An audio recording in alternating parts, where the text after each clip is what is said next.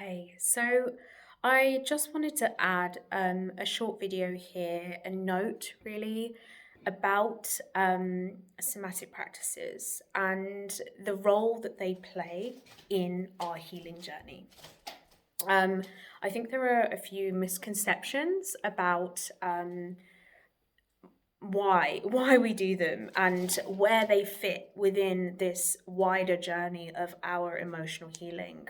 And so I really just want to clear this up, as well as beginning to make a distinction for you between the kinds of behaviors that we turn to cope with situations and how that is different to using these particular tools to actually soothe our nervous system. Okay, so there's a real difference between what we call coping tools and self-soothing tools, and it's helpful for you to begin to make a discernment between those two, because it can become a bit of a trap in the emotional healing journey, where we actually end up tricking ourselves into thinking that we are healing when all we're doing is coping. Okay, so let's actually begin with that. What is a coping tool and what is a self-soothing tool? When we are in states of survival, whether that's feeling depression, feeling anxiety, fear, basically running away from the sensations in our bodies because it feels overwhelming, it feels unbearable to actually face the kind of depths of our own emotional landscape, we can often turn to coping tools or coping mechanisms to try to make life more bearable, frankly. And these coping tools can actually be anything, okay? It's less about the thing itself and more about the intention and energy with which we do it. And this is a really important distinction to make, okay? Coping tools that you may kind of be more familiar with as coping tools are things like smoking, taking drugs, addictions, right? Turning to sex as an addictive act, being addicted to work. We have different coping tools to try to numb out from the reality of our body and the reality of our nervous system and the reality of our emotional landscape, because we are afraid, essentially, to explore that unknown territory within us. Okay? But it's really important to understand what actually a coping tool is. It's not about the thing itself, but rather about the fact that we are doing something to disconnect from the reality of our sensations. We are doing something to move away from being able to feel. Okay? We are doing something in order to disassociate from our bodies. So any activity that is actually taking you further away from feeling connected to your body, further away from being able to feel the sensations in your body, is a coping tool, right? And the thing is that sometimes we can be taught that things like practices like meditation or yoga or breath work are healing. And they can be healing. They can be incredibly healing, right? That's what they were intended to do. But if we are doing them just as a matter of like, oh, well, this is what I think I need to do in order to heal, and we're not actually listening to our body in the process, then they turn into coping tools too. We can make exercising a coping tool because we're doing it as a kind of form of behavior to run away from what it is that we actually need. Okay? And this is like a very nuanced thing, right? You need to feel this in your body. Like, at the end of this thing that I do, what am I feeling? Do I feel connected to the reality of my body right now? Or am I like, go, go, go, on to the next thing kind of thing? Am I doing this from a space of thinking I should do this because this is what healing is supposed to look like? Or am I actually doing this because I'm feeling into the experience of this at a body level? And actually, I'm coming out at the end of this with a better understanding of where I am in my emotional landscape, of where I am in my body. And I'm able to tap into my own sensations more deeply as a result. Coping tools are anything that take us further away from our body, that smooth things over and say, oh, well, I'm fine now, but actually haven't really allowed us to move deeper into the reality of our landscape.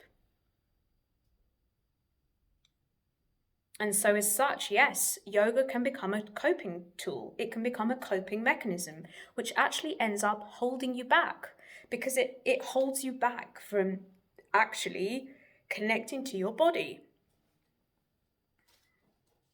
Yeah. The other aspect of this that I want to talk about is the other side of this, which is self-soothing tools.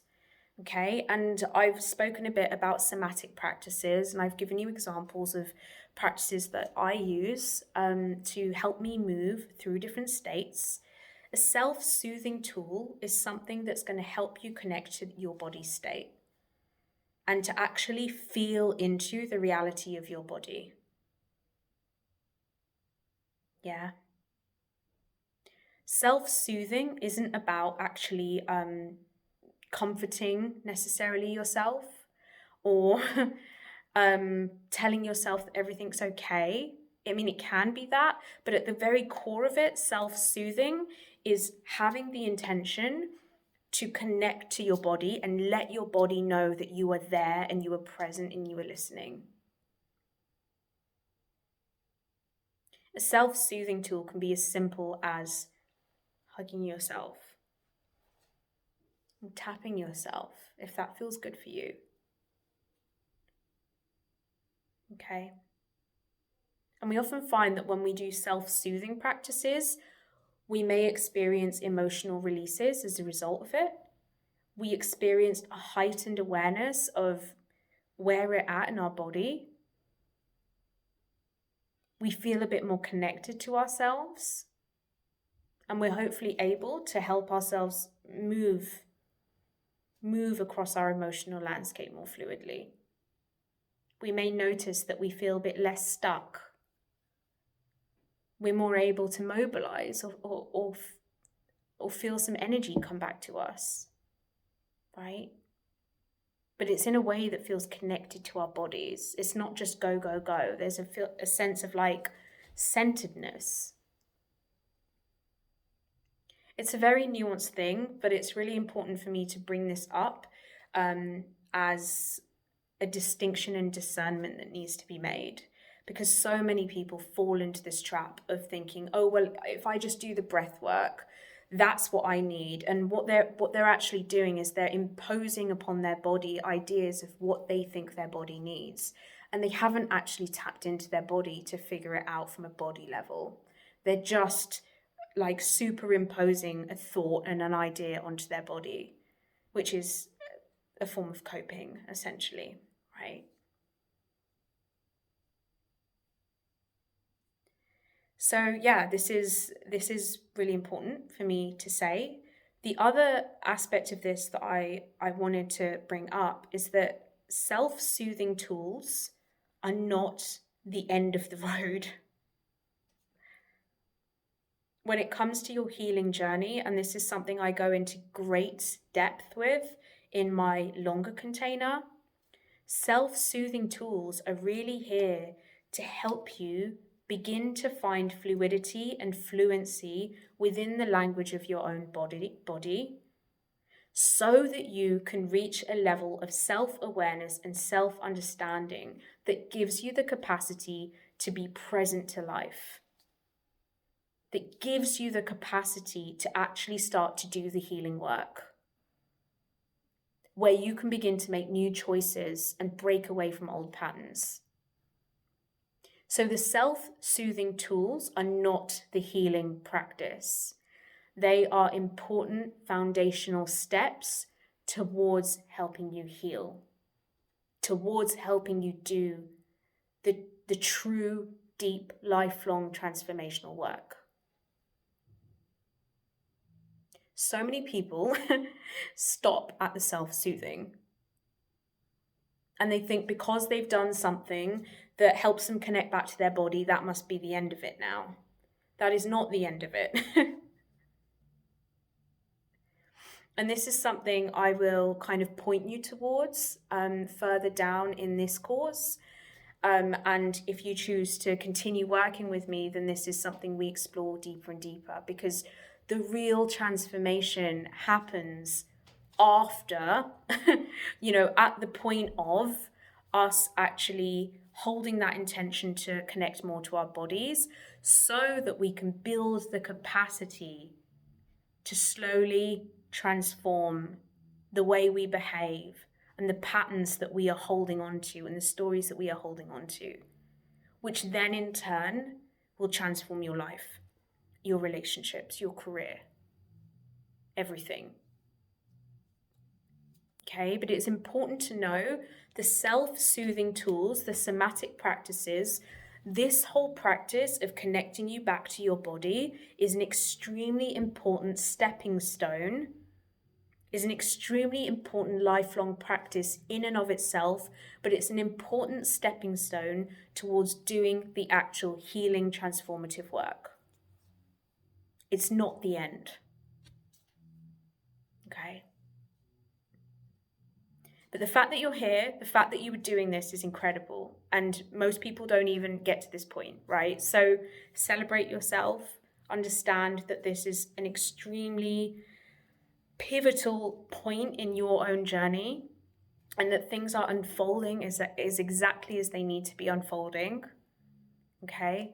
Your healing is happening as a result of this. But the self-soothing tools themselves and the somatic practices themselves are not the end of the road. Okay? All right.